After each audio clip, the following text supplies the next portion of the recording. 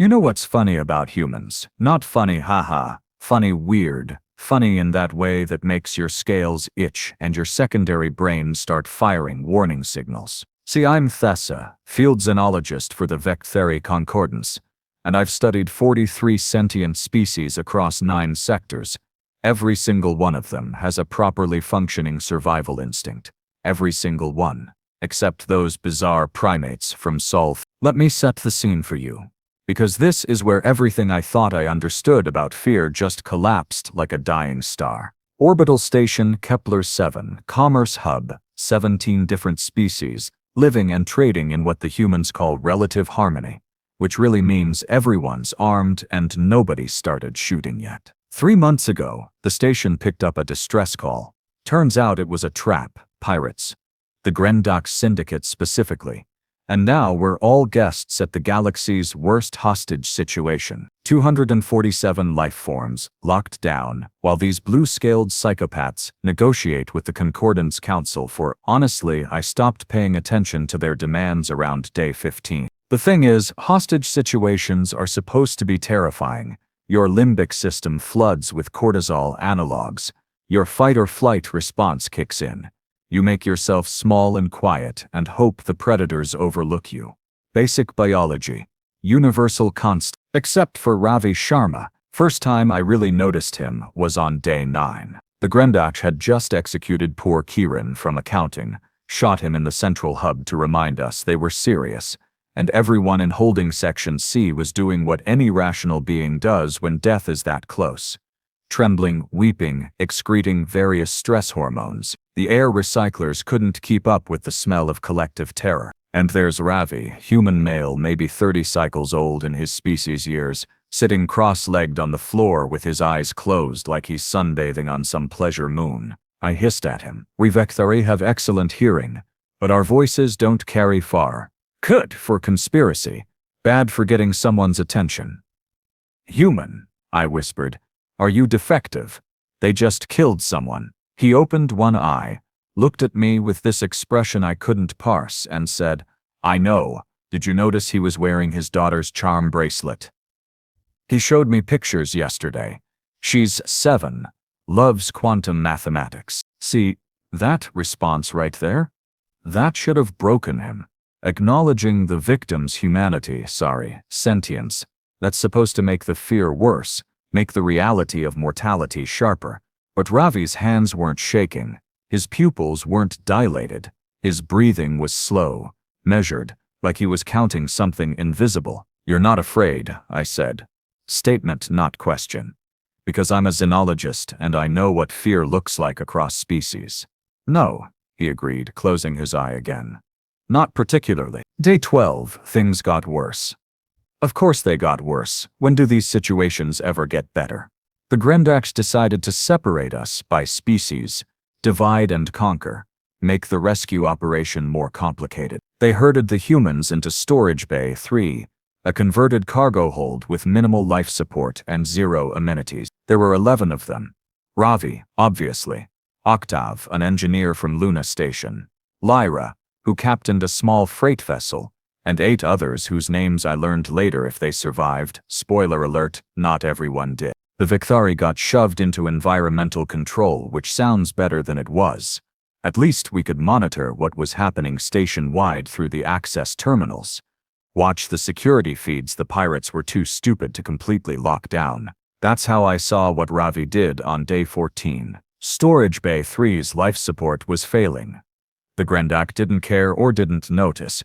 Probably both, and the oxygen levels were dropping into dangerous territory for human physiology. Now, humans need oxygen at about 19 to 23% atmospheric concentration, drop below 16%, and they start experiencing hypoxia, impaired judgment, eventual unconsciousness, death within hours. The monitor showed Storage Bay 3 at 14% and falling. The other humans were panicking, hammering on the door, screaming for help that wasn't coming. Standard response. Rational response. Ravi walked to the environmental panel. These storage bays have local overrides, emergency protocols, and I watched him through the grainy security feed as he examined the controls. Human tech interface, not compatible with Grendach claws, which explained why the pirates hadn't bothered to disable it. He pulled off the panel cover, started rewiring something with his bare hands. Lyra, the captain, grabbed his shoulder. That's a live power coupling. You'll electrocute yourself. Probably, Ravi said. Conversational, like they were discussing lunch options.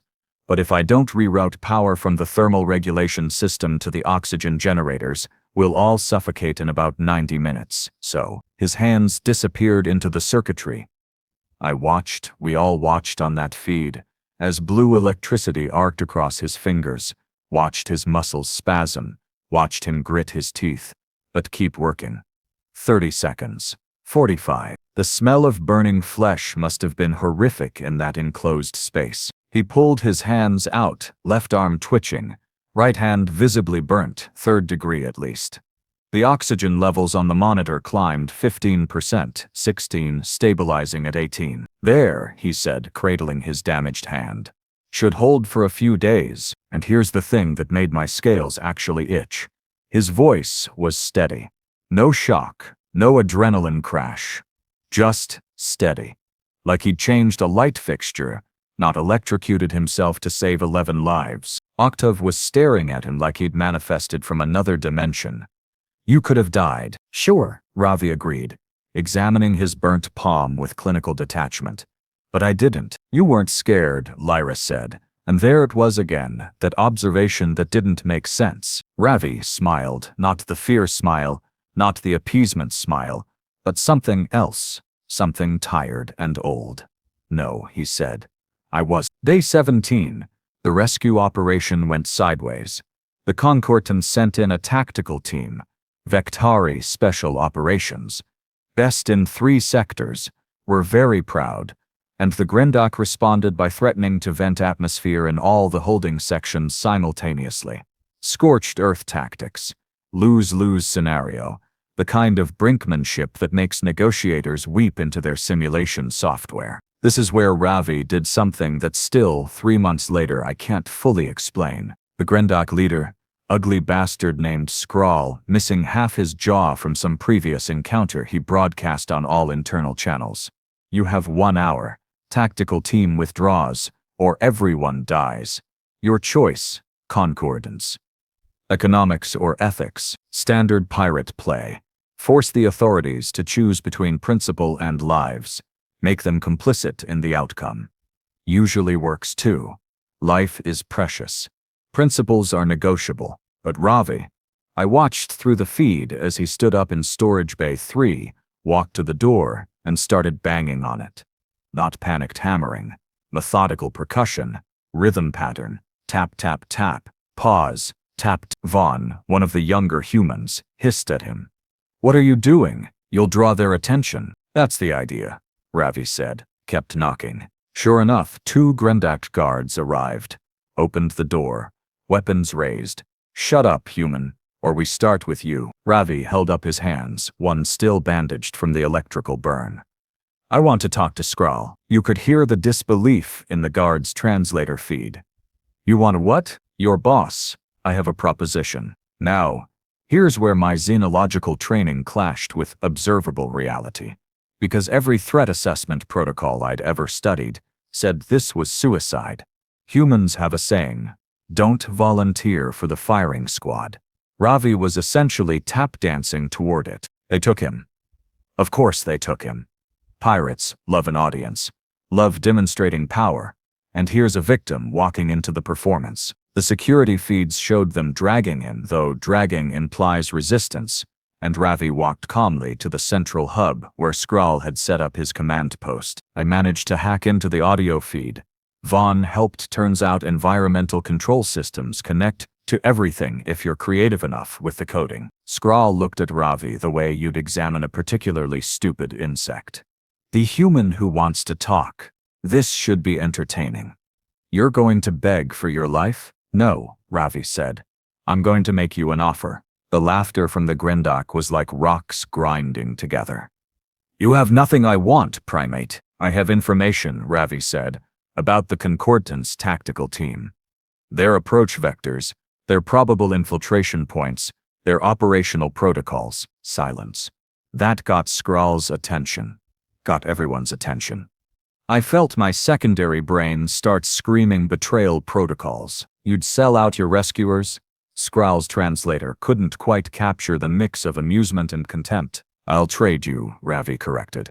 Information for hostages. You let half the prisoners go. Your choice which half, I don't care.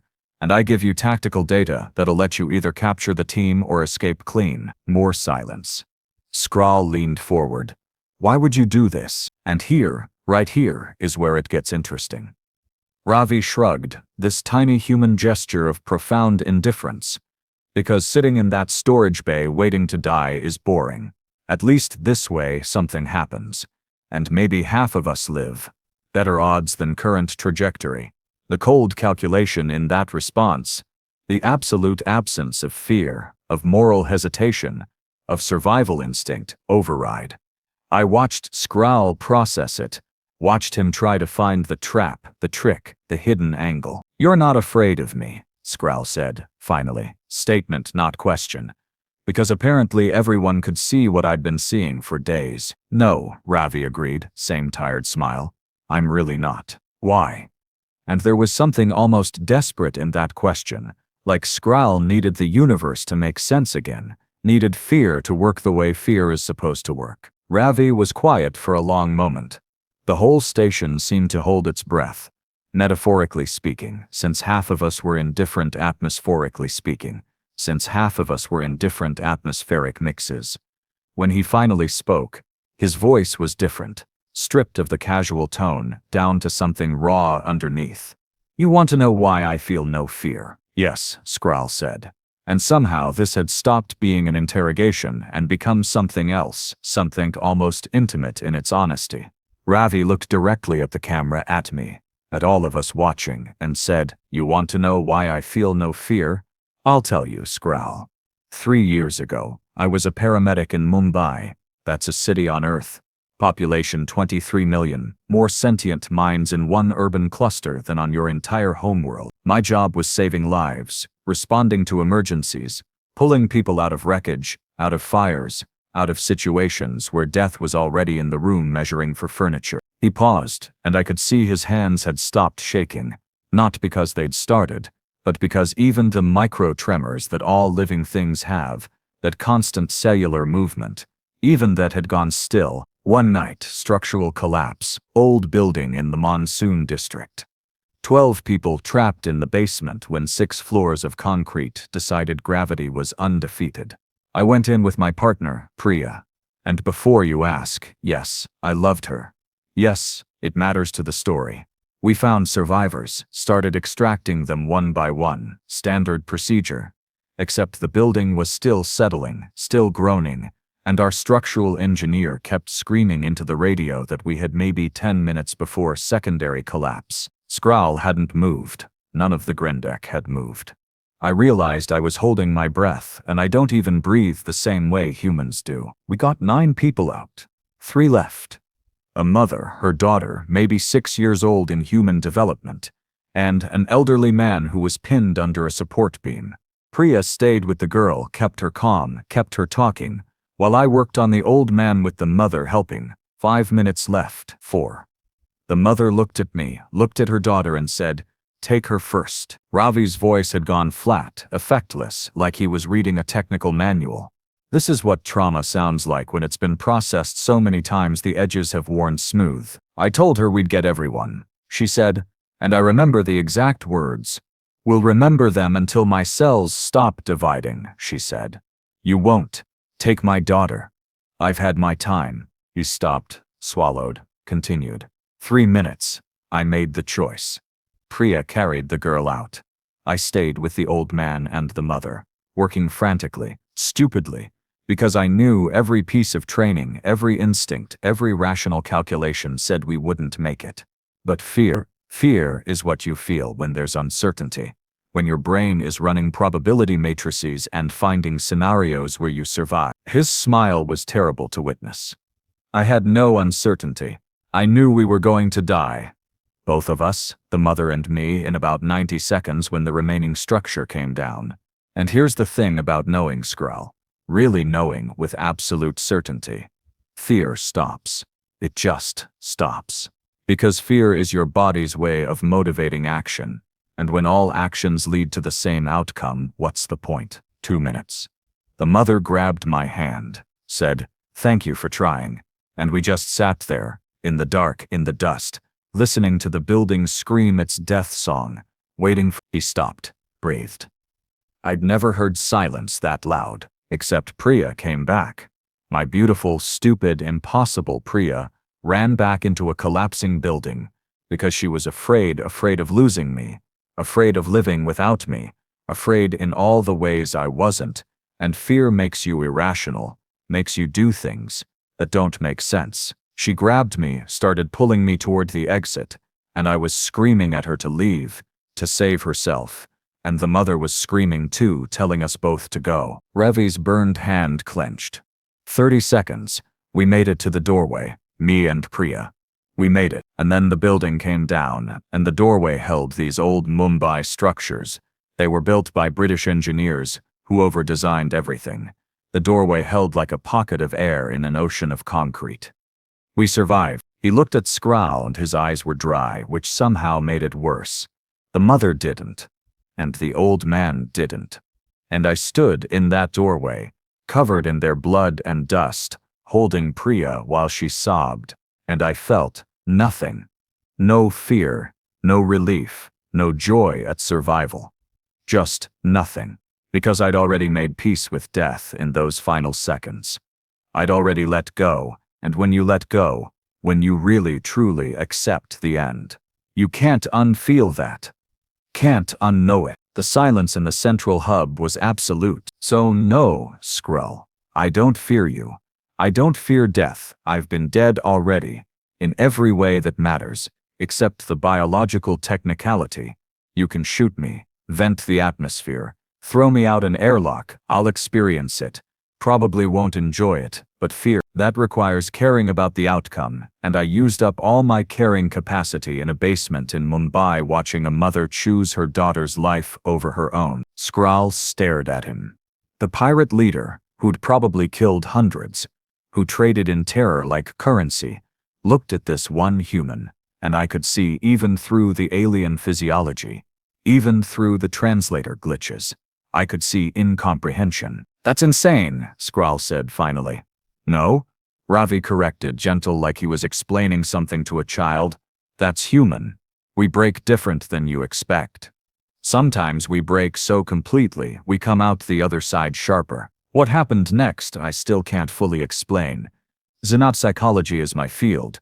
But there are moments when all the theory in the galaxy fails to predict behavior. Skrall stood up, walked to Ravi, and for a moment I thought he was going to shoot him point blank, make an example, reassert dominance through violence. Instead, he said, "Your information, the tactical team. You were lying?" Ravi smiled, and this time there was something warm in it, something almost human despite everything. Completely. I have no idea about concordance protocols. I'm a paramedic, not a soldier. But I figured you'd be curious enough to hear me out, and buying time is buying chances for variables to change. The laugh that came from Skrall was like tectonic plates shifting. You gambled your life on my curiosity? Wasn't much of a gamble, Ravi said. Already told you, I don't tee the outcome. And here, this is where it gets strange in ways that still make my scales itch. Skrall lowered his weapon, just lowered it, turned to his crew and said, in Grendak prime tongue, which I speak fluently. Occupational necessity, he said. Release half the hostages. Human's choice which half. The crew erupted in protests. Confusion, hierarchical challenges. Skrall silenced them with a gesture. We are pirates, yes. Criminals, but we are not. He struggled with the concept. The translator failing. Finally settled on, we are not whatever breaks a being so thoroughly they stop fearing death. That's a different kind of monster, and I won't become it. He looked at Ravi. Choose. Half walk free. You have 5 minutes. Ravi didn't hesitate. All the children first, obviously. Then anyone with dependents. I'll need access to personnel files. then medical conditions, descending severity.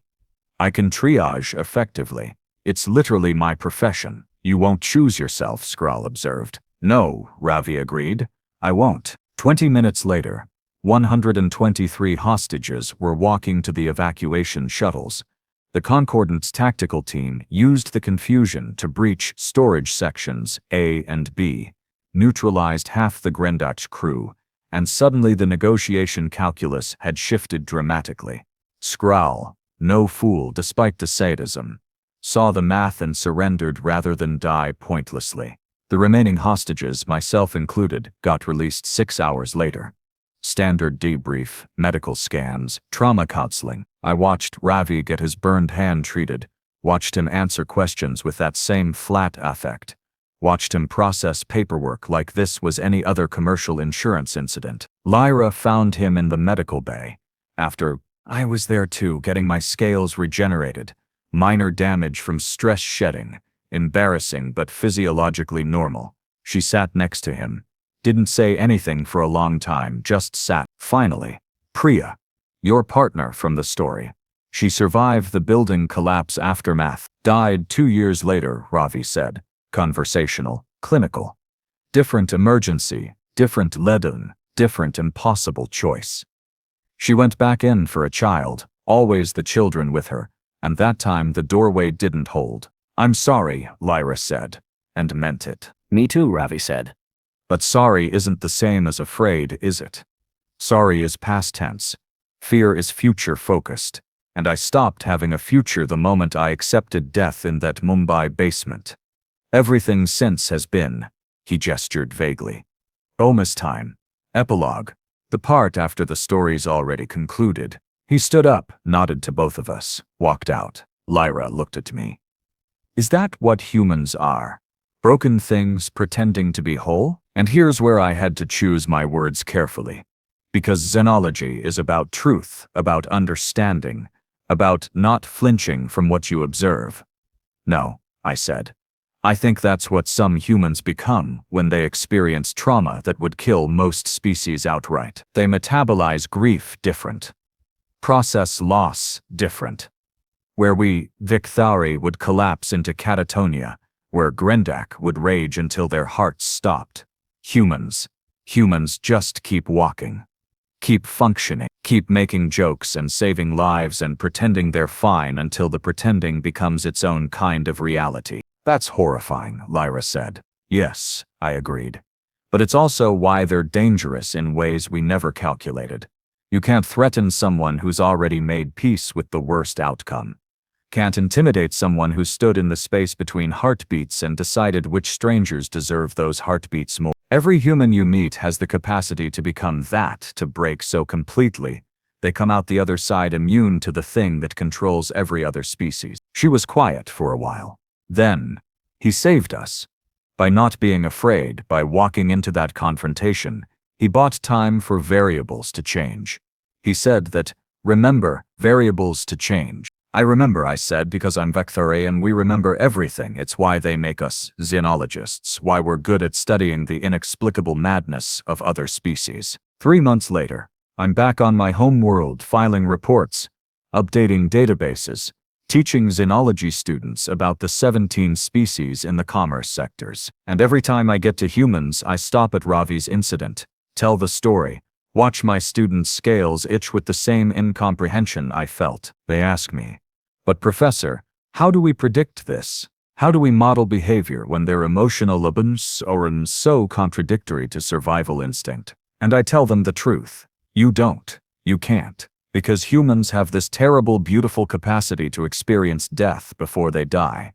To internalize it so completely that external death becomes redundant. And once they've done that, once they've made that psychological transition, they stop following any predictable pattern. They become wild variables in every equation. Last I heard, Ravi went back to Earth.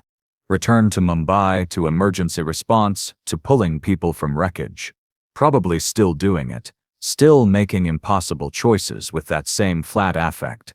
Still not feeling fear because fear requires uncertainty and he has none left. Sometimes I wonder if he thinks about Skrall's question. Why don't you feel fear? I wonder if he knows the answer he gave wasn't complete, that the real answer is darker, that humans don't just stop fearing death, they stop fearing anything, and that absence, that void where terror should live, that's what makes them capable of both extraordinary heroism and unthinkable violence. You want to know what's really funny about humans?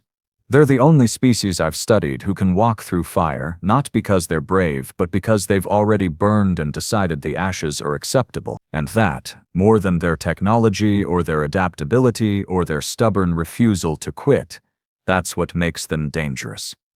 That's what makes them survivors.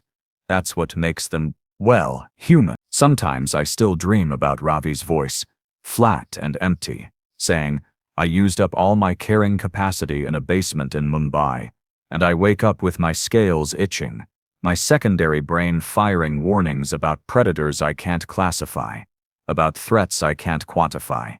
Because what do you do with a species that's figured out how to kill fear itself? What do you do when the thing that motivates every living creature to survive becomes optional? You watch them carefully. You respect them enormously. And you never ever forget that the human sitting across from you, smiling and making small talk about weather patterns, might be carrying a void inside them deep enough to swallow stars. And if you're smart, if you're very, very smart, you make sure you never give them a reason to show you exactly how deep that void goes. Because I've seen it. I've looked into that absence where fear should live, and even now, 3 months and 7 sectors later, I can still feel the cold. That's what humans are. That's what they become. And honestly, I'm not sure whether to admire them or mourn them. Probably both. Definitely both.